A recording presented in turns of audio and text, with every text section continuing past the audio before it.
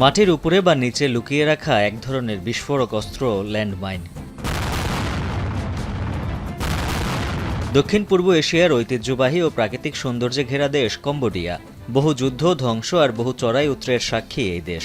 জাতিসংঘের তথ্য বলছে, ল্যান্ডমাইন এখনও কম্বোডিয়ার জন্য একটি বড় ঝুঁকি। এখনও ল্যান্ডমাইন এবং অবিস্ফোরিত গোলাবারুদ থাকা জমিতে বসবাস ও কাজ করছেন দেশটির 10 লাখেরও বেশি মানুষ। বিভিন্ন যুদ্ধে ব্যবহৃত এসব ল্যান্ডমাইন অপসারণে অনেক বছর ধরেই কাজ করে যাচ্ছে কম্বোডিয়া সরকার। বিস্ফোরক দ্রব্য অপসারণে ইঁদুর কাজে লাগিয়ে পেয়েছে সাফল্য।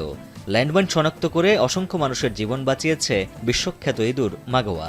8 বছর বয়সে মারা যাওয়া ওই আফ্রিকান জায়ান্ট পাউচড ইঁদুরটি 2016 থেকে 2021 সাল পর্যন্ত 5 বছরের কর্মজীবনে খুঁজে বের করেছিল 100টিরও বেশি ল্যান্ডমাইন ও বিভিন্ন বিস্ফোরক। সম্প্রতি আন্তর্জাতিক খনি সচেতনতা দিবসকে সামনে রেখে কম্বোডিয়ার সিয়াম রিপে স্থানীয় শিল্পীদের খোদাই করা পাথর দিয়ে ইঁদুরের স্মরণে তৈরি করা হয়েছে একটি ভাস্কর্য। মাইন শনাক্তকারী কোনো ইঁদুরের সম্মানে বিশ্বে এটিই প্রথম ভাস্কর্য। Well, this monument is a reminder to the international community that there's still a job to do here.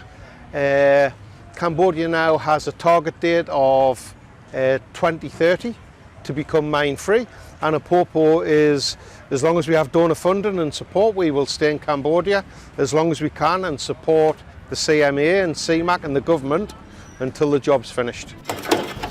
কর্মজীবনে মাগোয়া প্রায় 1,41,000 বর্গমিটার প্রায় 20টি ফুটবল মাঠের সমান এলাকা তল্লাশি করে মাইন মুক্ত করেছে। একটি টেনিস কোর্টের সমান এলাকা তল্লাশি করতে ইঁদুরটির সময় লাগত মাত্র 20 মিনিট। মাগোয়ার মৃত্যুর পর তার উত্তরসূরি হিসেবে রনিন নামের একটি অন্য ইঁদুর এরই মধ্যে নতুন বিশ্ব রেকর্ড গড়েছে। 2021 সাল থেকে কম্বোডিয়ার উত্তরাঞ্চলীয় প্রদেশে রনিন 109টি ল্যান্ডমাইন এবং 15টি অবিস্ফোরিত বিস্ফোরক উদ্ধার করেছে, যা মাগোয়ার আগের রেকর্ডকেও ছাড়িয়ে গেছে। উজ্জ্বল হাফিজ, এখন বিশ্ব।